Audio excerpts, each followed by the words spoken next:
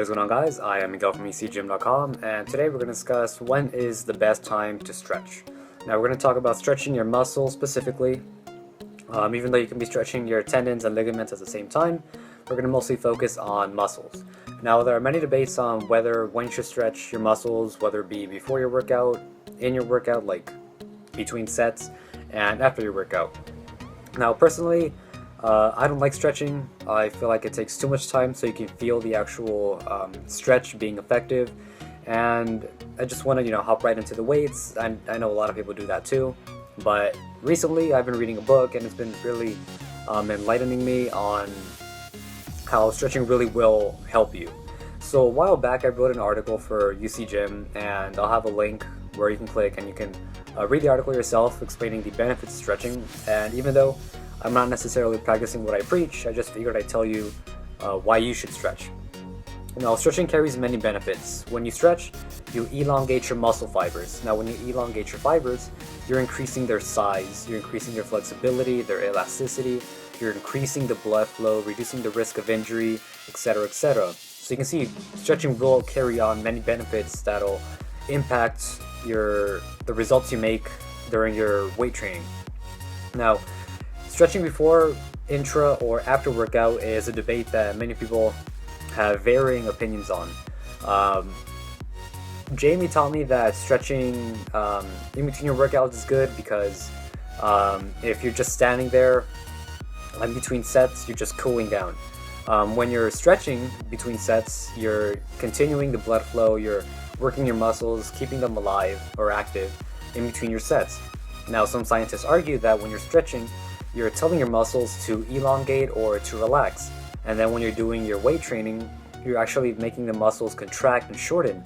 So what this is doing is confusing your muscles and telling it that it has to do one thing, then it has to do the other.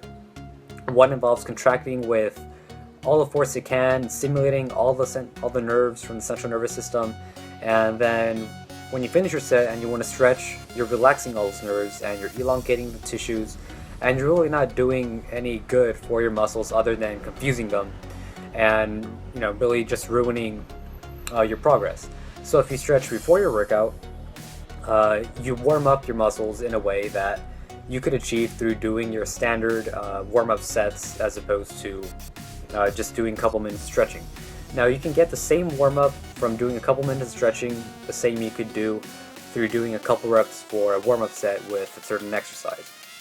Now if you stretch before a workout, like I said, you're increasing the elasticity of the muscle and increasing the blood flow to that muscle, which will enable you to get a better pump and deliver more ATP and help you remove all the lactic acid in your muscles when you're doing your workout.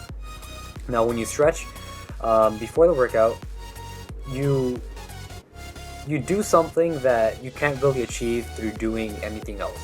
Now recently I made a video explaining stretching while you work out. So when you're doing a certain exercise, you can stretch as you're doing a certain exercise so that you don't have to do stretching specifically and then you do your weighted exercise. You're doing stretching and you're working out, knocking or killing two birds with one stone.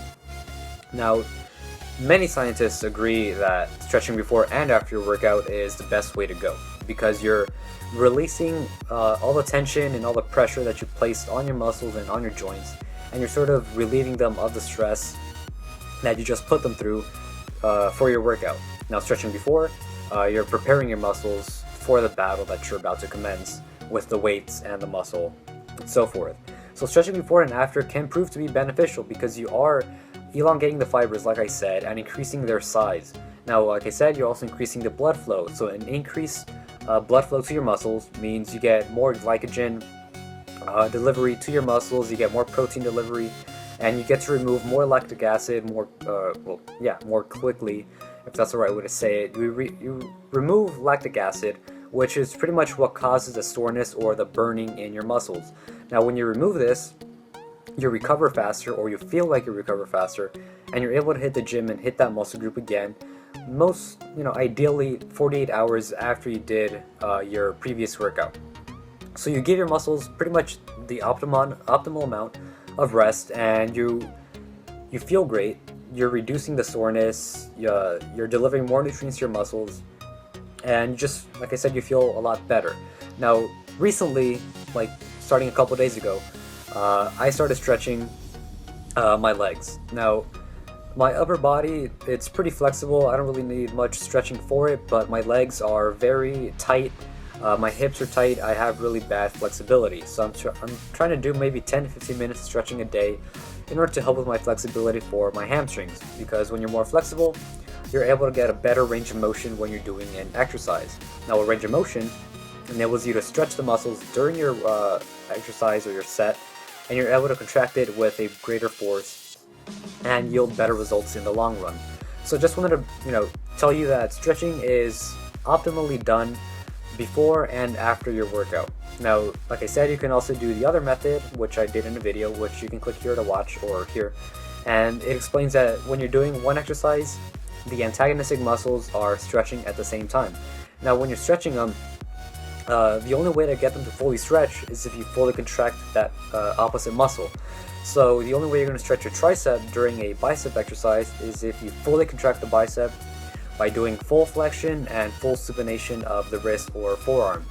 So that's pretty much it. Just want to tell you, stretch before and after your workout. You'll have much better results in your muscle growth and your strength development because you have greater flexibility and you have increased blood flow to your muscles, and in turn more nutrients, quicker recovery, etc., etc. So yeah, like I said, watch my last video if you haven't seen it already. I'll have a link somewhere, and check out our website UCGym.com, and I'll check you guys later. Yesterday you said tomorrow, so just do it! Make your dreams come true!